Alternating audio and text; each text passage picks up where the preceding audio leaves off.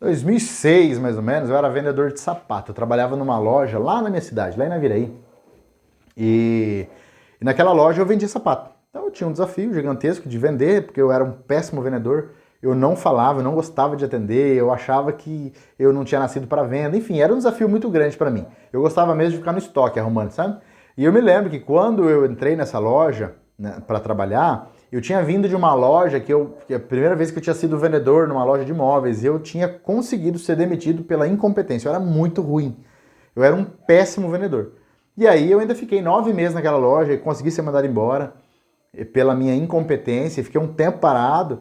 E assim, o relacionamento que eu tive naquela loja anterior não era um relacionamento muito legal com o gestor, que o bicho era muito top, ele era tubarãozão, assim, sabe? Em termos de resultado. Então, ele cobrava bastante resultado e eu era muito incompetente, cara, eu era muito ruim. E eu não conseguia entregar resultado. E eu tive um trauma, sabe? Eu era muito ruim. E nessa nova loja que eu fui trabalhar, nessa loja de sapato, foi uma experiência muito boa, porque o gestor, o cara, sabe, um pouco mais velho que eu, quase a mesma idade, um cara gente boa pra caramba, bem empenhado, comprometido, lidava bem com as pessoas, cara incrível. E aí, com essa experiência, eu ficava um pouco receoso, sem saber se eu estava indo bem ou não. E eu me lembro de várias vezes chegar nele e falar, ô senhor Júnior, cara, me dá um feedback aí, como é que eu tô, bicho? Você acha que eu tô indo bem, não tô? Como é que tá os negócios? E eu ficava incomodado e com medo de ser demitido, porque eu precisava daquele salário. E aí eu ficava um pouco receoso, um pouco com medo de ser mandado embora, assim, sem saber. E aí, com frequência, eu pedia feedback para ele. Com frequência, eu pedia para ele me dar um feedback para eu saber se de fato eu estava indo bem. E isso eu percebi no decorrer da minha evolução, estudando e aí até treinando pessoas, eu percebi que isso é um mal comum entre a equipe. Normalmente fica uma lacuna entre o gestor e o funcionário, não estou dizendo que é em todos os casos, mas na maioria, e que o funcionário não sabe se de fato está contribuindo o suficiente para a empresa, se de fato o gestor está satisfeito com o empenho e desempenho que ele está tendo na empresa. Muita gente pede feedback, como eu fazia, muita gente não pede, aí só fica naquela, sei lá, se tiver ruim ele reclama.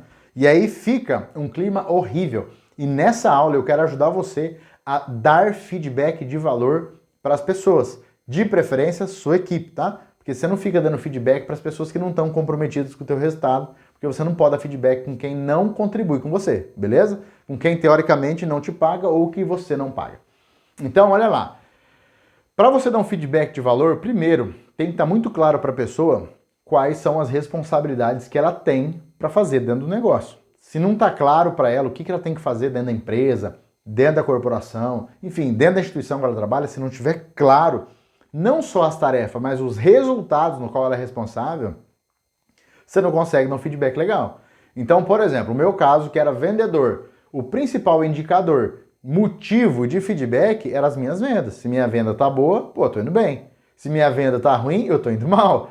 Então, eu me lembro uma das vezes que eu fui pedir feedback, a gente falou assim pra mim, uai, olha pra meta, como é que tá a meta lá? Tá batendo meta? Eu falei, mais ou menos. Eu falei, então, trabalha pra bater meta. O principal indicador é o resultado. Então, você que é gestor, você precisa ter um indicador claro de resultado que você precisa da tua equipe, desses seus colaboradores. Então, para dar um feedback de valor, você precisa ter indicador claro de resultado que essa pessoa precisa te entregar. Segundo, você precisa ter reuniões de acompanhamento e treinamento, porque você precisa ensinar as pessoas. Não faz sentido você contratar uma pessoa e achar que só o fato dela estar ali dentro ela já é obrigada a saber de tudo. Não é. As pessoas são do jeito que elas são. Elas vêm trabalhar com você com vício, malícia, com as experiências anteriores. As pessoas são fruto das experiências que ela já viveu. Então não dá pra deixar subentendido que como a pessoa entrou para trabalhar com você, ela é obrigada a saber de tudo. Não, você tem que dar treinamento. Você tem que ensinar, você tem que qualificar. E terceiro, você precisa sentar com essa pessoa periodicamente e dizer para ela as coisas nas quais você acredita que ela está indo bem e nas coisas que ela precisa melhorar, na mesma reunião.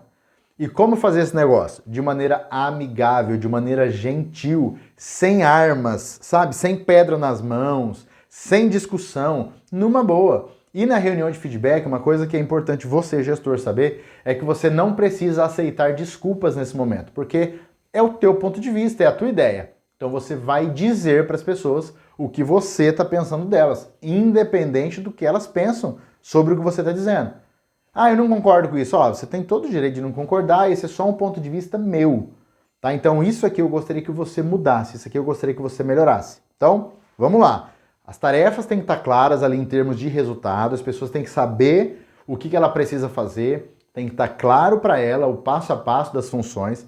Você precisa treinar essas pessoas com frequência e você precisa dar feedback com frequência e o feedback sempre começando pelo lado positivo. Ó, isso aqui você faz bem, isso aqui você está indo legal, isso aqui tá em conformidade.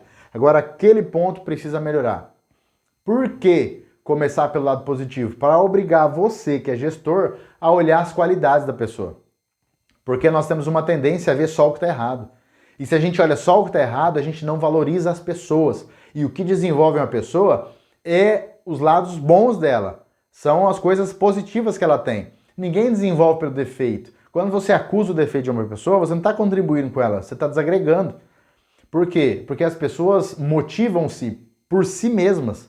Então você tem que ativar as pessoas a querer desenvolver por elas e não pelo seu ponto de vista. Então quando você critica uma pessoa, você não está desenvolvendo ela. Você está colocando ela numa posição defensiva. Ela vai ficar sempre defendendo aquilo que você está dizendo. Então é por esse motivo que você precisa utilizar essa ferramenta de feedback com frequência. Pontua o que a pessoa faz bem, pontua o que está contribuindo, faz o que tem que ser feito, mostra o lado positivo, se convença de que essa pessoa é a pessoa ideal para o teu negócio e depois você pontua as coisas que ela precisa mudar. Faz isso de maneira amigável, pacífica, você vai ver como melhora a produtividade das pessoas depois das reuniões de feedback. Fechou? Um abraço, manda esse vídeo aí para todo mundo que você considera que precisa e mereça ouvir isso aqui. Valeu, até mais!